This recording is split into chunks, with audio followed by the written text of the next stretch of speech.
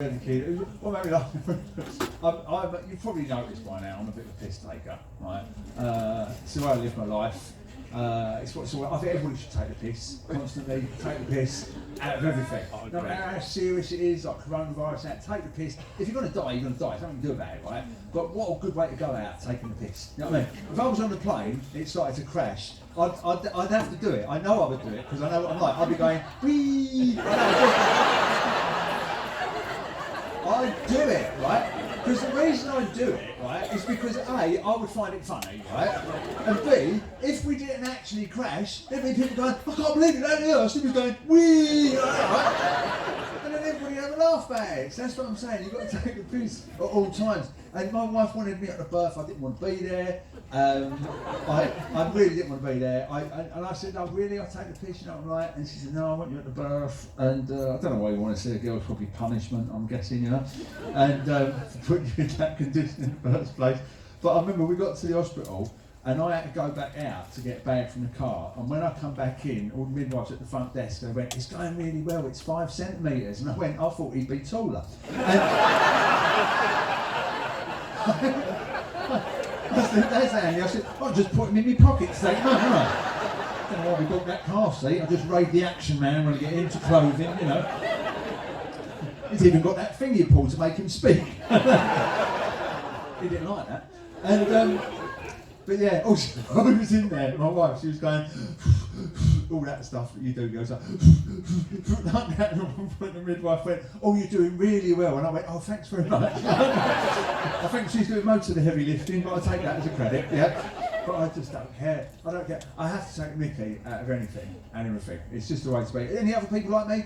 Yeah. Good people, that's the way the world goes, you see. Like I say, if you do take the Mickey, it makes other people laugh. If you don't take the Mickey, it can get really serious real quick, maybe violence, all that nonsense, you know what I mean? Just take the piss, that's all I'm saying. And talking of taking the piss, there was a couple that came in, a little bit late, weren't they? There they are, she took the coat off so I couldn't spot her, but I spotted them over there, because they looked at each other. That was us, shit, I know. And what's your name, fella?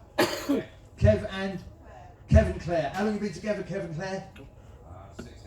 16 years. I like the way you said it in a questioning manner, Kev. And Claire, immediately Claire just looked at, I don't know if you saw that, right? How long have you been together? And Claire just went, like that. With that look that women do as if to say, you better get this right.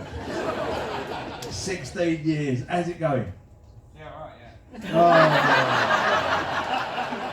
no. I'm just going to take a wild guess here, Kev, that yeah, all right, yeah, was not the answer Claire was looking for. I'm guessing the word wonderful might have been in there, in what she was looking for there. But 16 years, well played to you. And what do you do, Claire?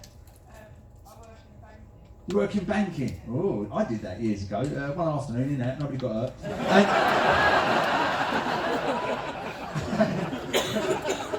I was the only one in the game, didn't have to put a crash helmet on. Now, and what bank, Claire? Give her a plug. Yeah. Oh, JP Morgan. Oh, right. Oh, we were all thinking Barclays, weren't we, or something like that.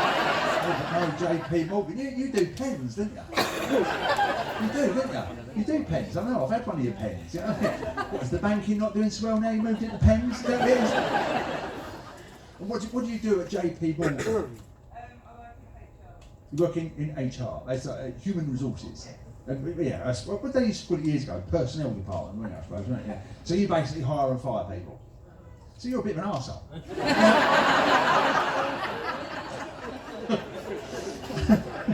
No, you've got somebody's got to do it, somebody's got to do it, but you hire them, didn't you? But maybe you're actually evil and you only hire them so you can fire them. I don't know. What about you, Kev? What do you do?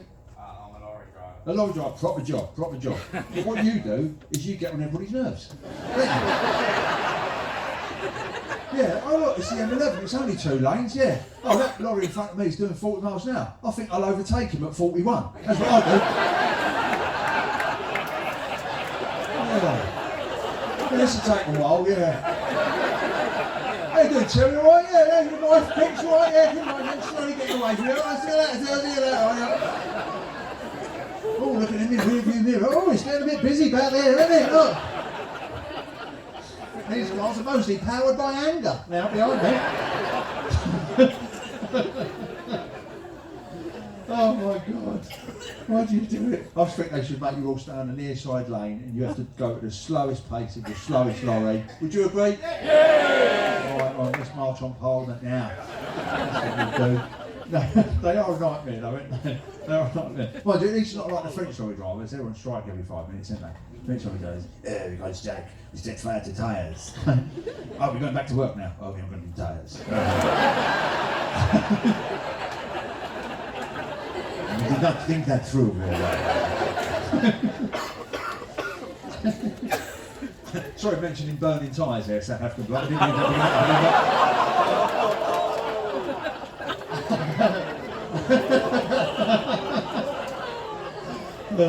Necklace for the lady.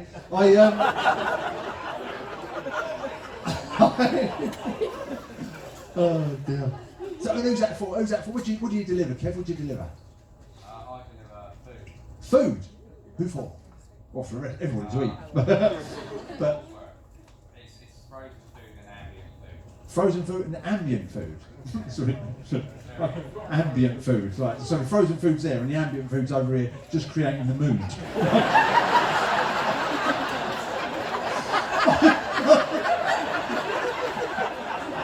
A bag of frozen chips is a bit dismal. Yeah, let's just lighten things up a little bit. It's an ambient food.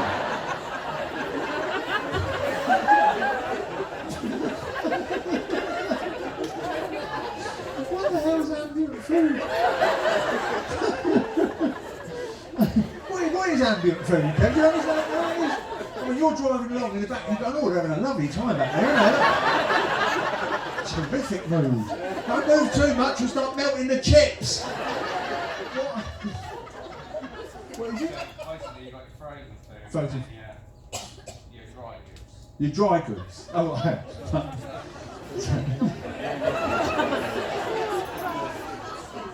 Paper towels. So it's just, you just put other stuff in it and make like the what? Fair enough. There you go. Oh dear God, we got through that together, didn't we, boys? That was a tough one there for a moment, yeah. So we've got many other people in couples. A lot of enthusiasm there, weren't there?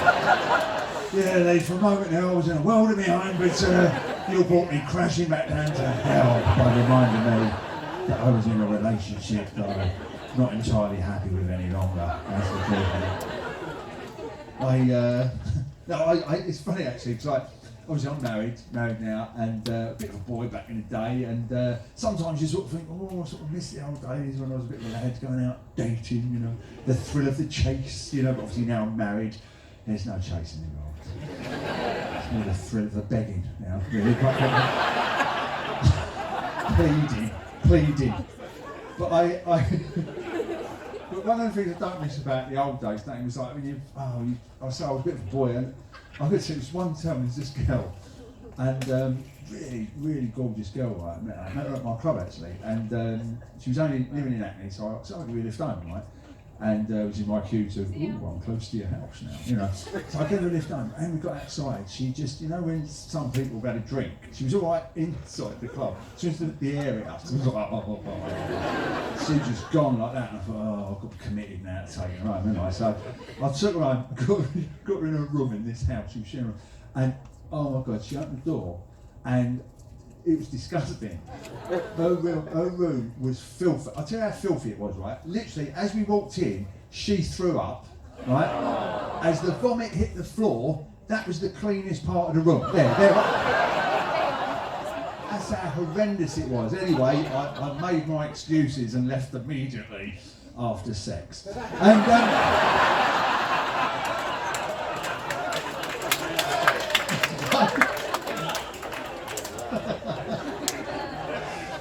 but yeah, I don't miss that side of it, you know, like the nerve-wracking thing, you know, when you're trying to ask women. I got better at it as I got older, right, because you don't really care, do you? But when you're younger, it's all like, you know, that first girl you ever try and ask out, lads, that's kind of it, isn't it? That's if she says no, that's the end of your life, isn't it, really? You know what I mean? And but after a while, you get used to getting rejected. And then sometimes you follow that old adage that, you know, knock on enough doors, you know, and you'll get a result. But sometimes you'd have a bad spell where you knocked on enough doors, you didn't get a result, and your hand was swollen, and now you couldn't have a wank. You know what I mean? Those were the days. But yeah, I just, but so I don't miss it. And I'm happily married now, in case she's followed me here.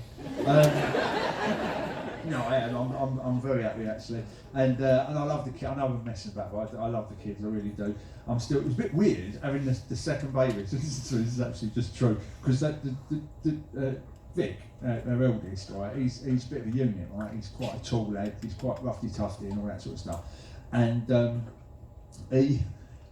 He's tall. He's tall for his age. He really is. Right. Other kids go up to him and start talking to him, and he's 2.5, and he just goes.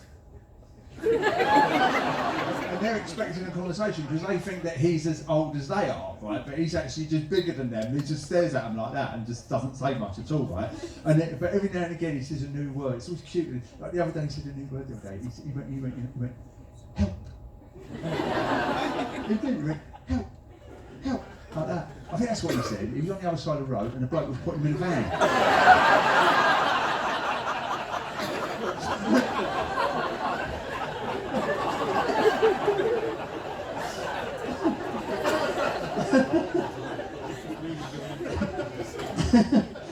Oh dear.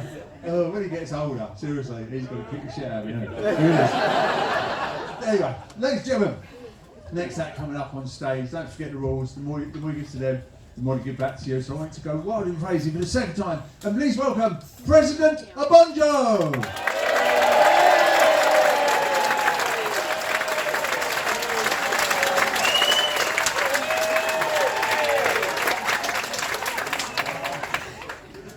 Good evening, Grace! It's a duty that we hold in laughter in public, to be happy, and to make other people laugh. Duty that we hold in laughter in public. I am an African. I don't need a microphone.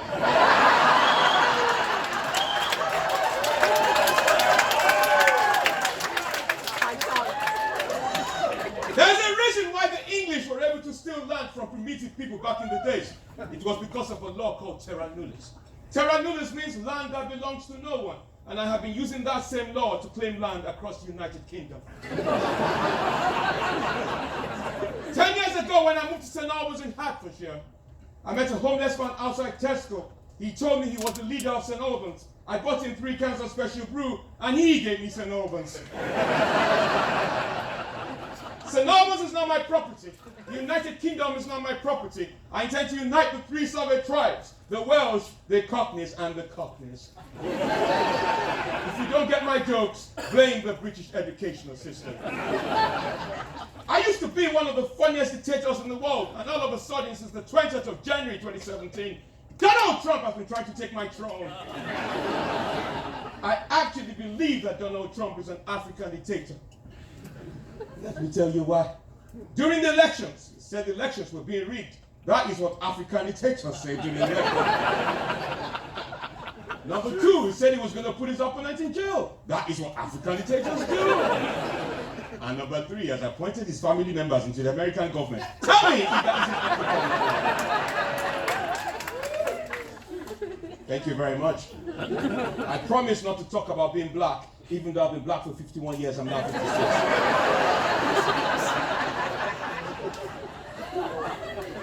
They don't take me serious as a comedian. The other day I went to Scotland, outside London, performing to 350 people. And when I arrived in Scotland, outside London, performing to 350 people, this woman came to me and asked me if I was from uniformdating.com. I never knew there was a website called uniformdating.com, so I fucking registered. African dictator looking for a 10th wife. And I found one right now.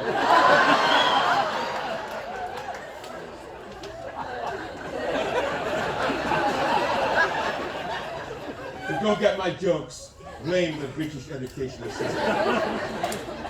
Congratulations for leaving Europe. I think it's a brilliant idea that you've now left Europe. I remember the second day after the referendum, let me tell you, I went to a place called Hastings. And let me tell you, when I arrived in Hastings, I knew I wasn't supposed to be in Hastings.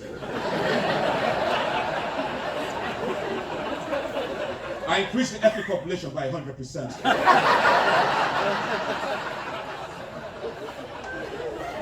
And while I was on stage, there was this woman called Helen. And she heckled me. She said, "Mr. President." I said, "Helen." She said, "Mr. President." I said, "Helen." She said, "Mr. President, why are you lot always taking our jobs?" I said, "Helen, what do you do for a living?" So she's a foot massage therapist. I said, "What does that entail?" She said, "Massaging people's feet." I said, "Look at me. Look at the way I'm dressed. You think I've come all the way from Africa to take your job as a foot massage therapist? Number 10 Downing Street is what I want. I have a dream. Not a white dream, a political dream.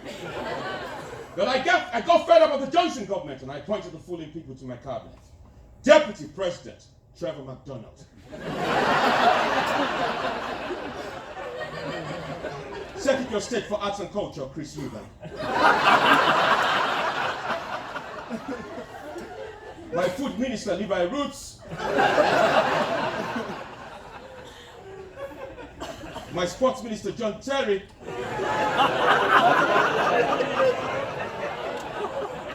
My transport secretary, Jeremy Clarkson. And the chancellor of the Exchequer, the Halifax man.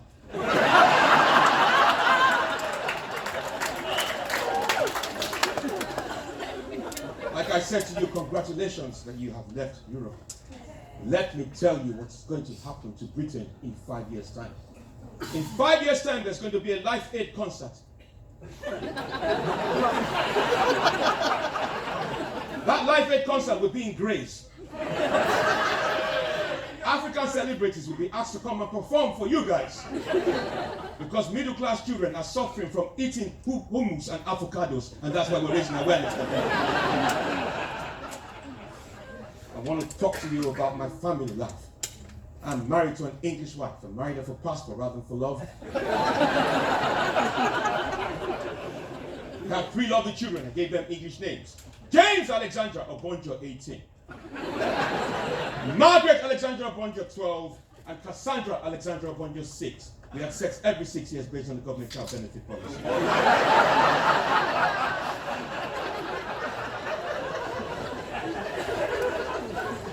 I am a popular president. I follow the will of my people, the IMF and the World Bank. People ask me, what are my political leanings? Am I on the left, or the right, or the center? Hitler had a little blue book. Mayo had a little red book. President Obonjo has a little funny black book. And if you've got crayons, you can mark the dots to find out which country I'm going to massacre next. Great stuff. Every time I say great stuff, I'm trying to remember my fucking lines.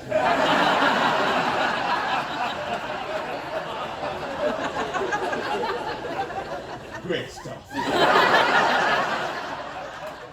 Comedy is like dogging. Let me explain. You go to strange places at night to perform comedy. Your spotlight represents the car light. People are watching you perform. Some are enjoying your performance. And some just want to join you on stage.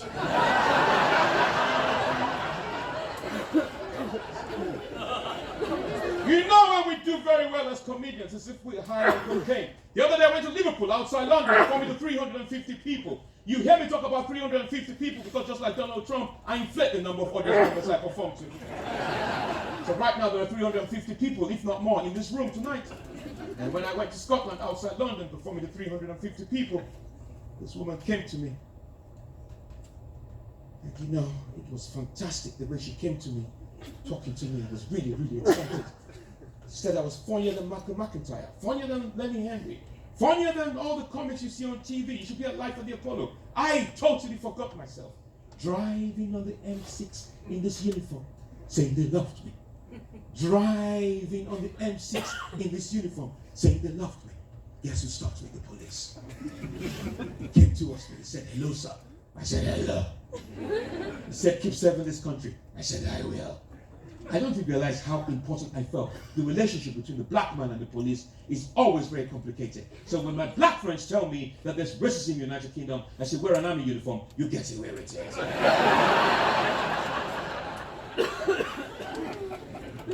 I want to talk to you about Meghan and Harry. I don't know how many of you were disappointed. I'm not talking about them because I'm black. I was just really disappointed that Meghan has now left the country. You know, there's this myth that the royal family were basically racist, that, you know, they were very racist and they didn't like black people. Let me tell you, that wasn't the problem for the royal family. The royal family didn't like ginger people.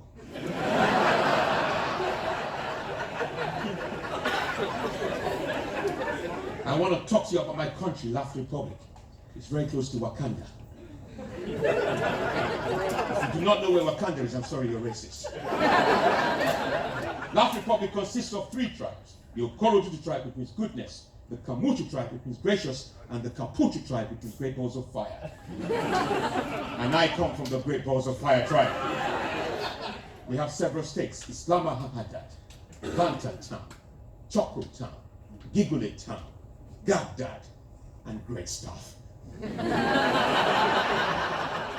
know what really pisses me off about coming to your country is I brought my currency to the United Kingdom. They don't accept it at Waitrose, but they accept it at Lidl. Now I live in St. Albans in Hertfordshire. Not many people believe that. I love the train journey from King's Cross to St. Albans because everybody thinks I'm getting off at Luton.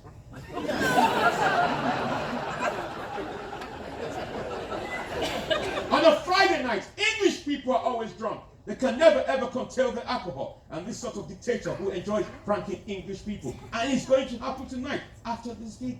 The other night, I was on my way back to St. Albans from King's Cross. There was this man who was sleeping. His mouth was wide open. You could tell he was middle class. I told the commuters I was going to prank him. I said, don't do that, he might have a heart attack. He was sleeping. I touched him. He woke up. I said, welcome to Nigeria.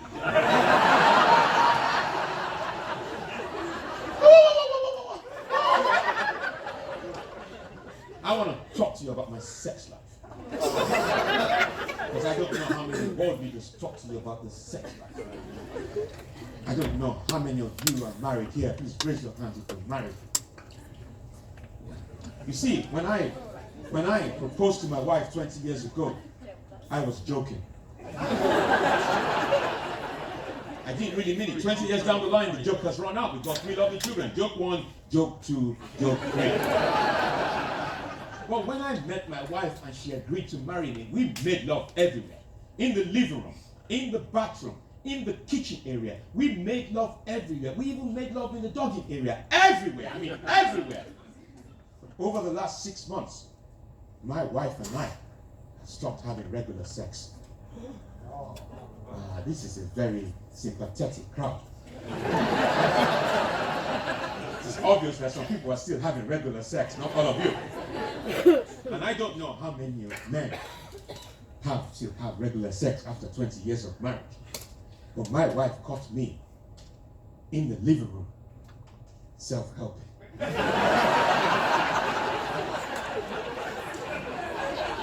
Now, this is a very good crowd. When I went to Kent and I told them I was self-helping, they didn't fucking understand me. And I don't know how many men self-help. It is none of my business. But when my wife caught me self-helping, she asked me whether I think of her. I told her I don't think of her. I usually think of the woman I've met at the comedy show.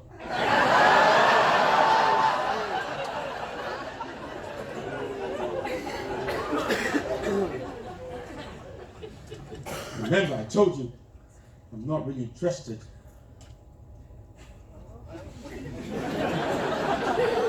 Sir!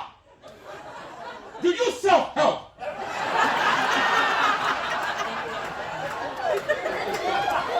Do you self-help? Let the whole world know whether you self-help or not. Do you self-help? Do you think of her want you to self-help. We're not together. Oh, fuck.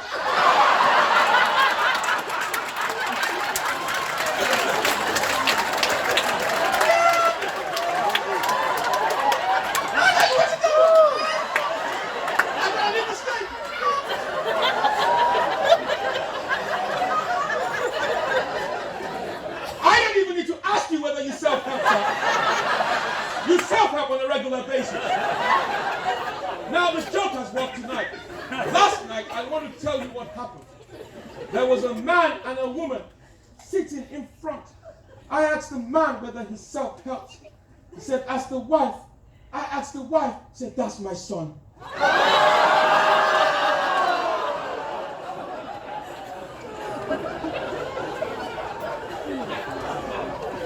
Are you enjoying this? I am a comedy genius. There's something called Edinburgh Fringe Festival. I am the only comedian in the world, to achieve a 6-star review. Let me tell you how I did it. The first review was a 4-star. The second review was a 2-star. I added the two together to make it sense. Thank you very much. Good comedy for the many rather than for the few. Strong and stable dictatorship, that's what I do. I never ever know how to end my set.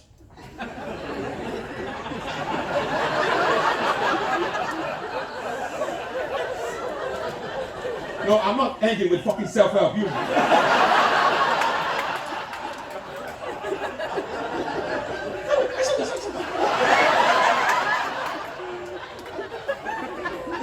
Out of all my jokes, you have woken up on that one.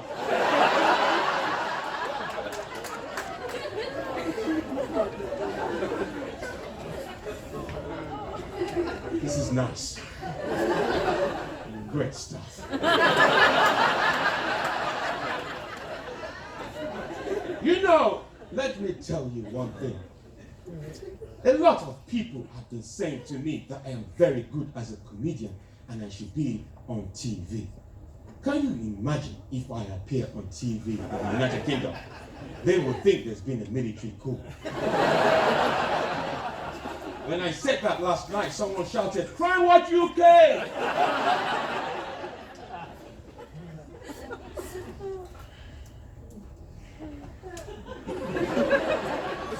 I love a bit of audience interaction. And I find it quite challenging when I come to a place like this. Out of 350 people, there is one fucker here just folding his arms as if he's not enjoying me. And I'm going to torture you in front of everyone here tonight. Please come up.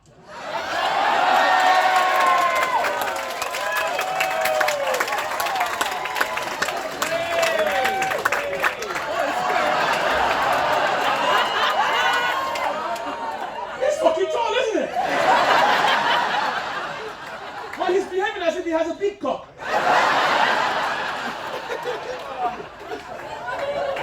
The only reason why I have picked on you, sir, is that you are the most challenging out of everybody here, folding your arms, not wanting to answer my question. So I am going to torture you in front of all these people here tonight. And remember, it is a dictatorship rather than a democracy. So I have a question for you. You don't know what the question is, but you should repeat the question, and you should repeat it. You should repeat it in an African accent.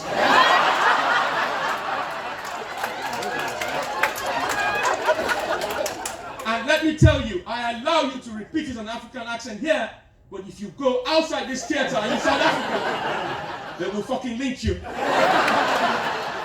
Now repeat after me in your best African accent, not South African, best African accent.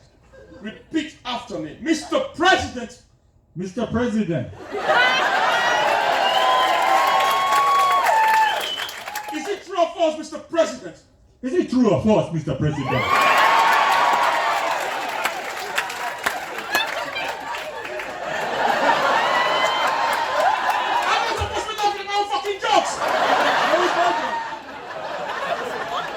That you have 14 wives.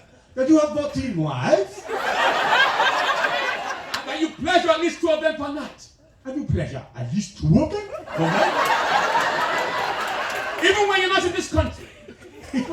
everybody in this country? You can somehow do it. You can somehow do it. Some say you're on webcam.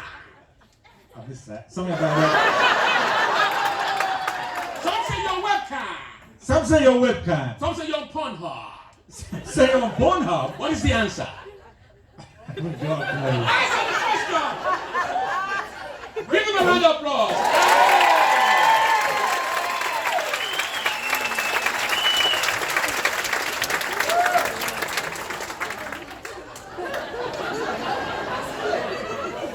Some of you are looking really, really shocked. This feels like a middle-class crowd. Some of you probably have chickens in the back garden called Andrew and Paul. Like I said, I never ever know how to end my set. I'm not really a comedian because the president who came on a state visit 10 years ago to see your foreign tyrant queen, Queen Elizabeth. And let me tell you, when I met her, I was so disappointed I didn't know she was German.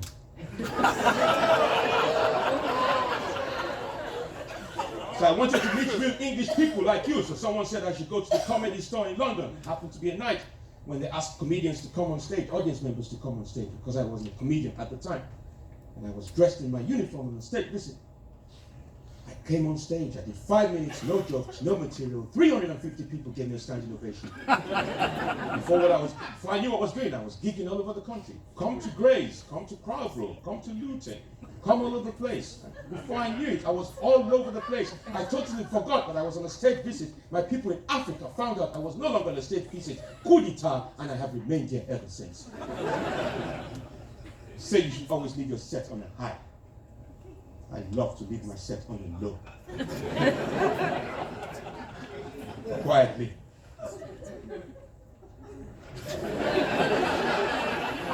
I'm looking. Is that the dad? That is your dad. That's how you're going to look like in a couple of years' time.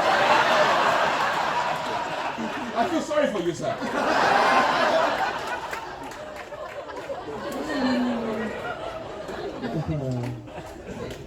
I want to thank Lee Hurst for giving me this opportunity because you have never heard of me before. Death to BBC and E4 Studios. Death to BBC and E4 Studios. On the 18th of July 2019, BBC Studios created a new character like this. They tried to steal my act to create a pilot. Let me tell you how I responded. I went to BBC Studios. I invaded BBC Studios. The first person I kidnapped was a national icon, Gary Lineker. And I'm not gay, but Gary Lineker looks good for someone who eats scripts on them. Yeah, this is nice. So you should always leave your set on a high. I love to leave my set on a low. Quietly. I haven't come here to perform comedy. I know I am funny in my head.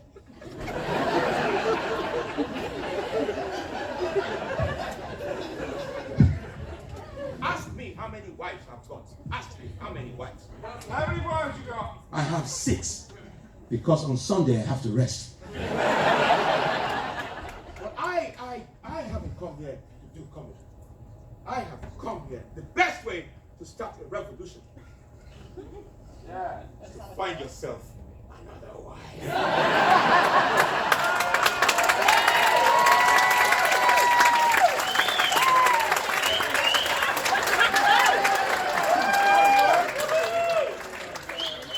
Don't we look good together? Yes! I wasn't expecting that. You have been a fantastic and wonderful person. I need to go and get busy.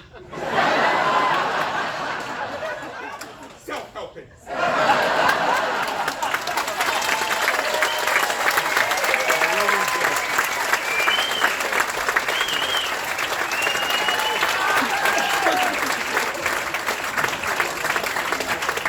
President Obonjo, what a great part for two of the show there, ladies, because normally he's shit.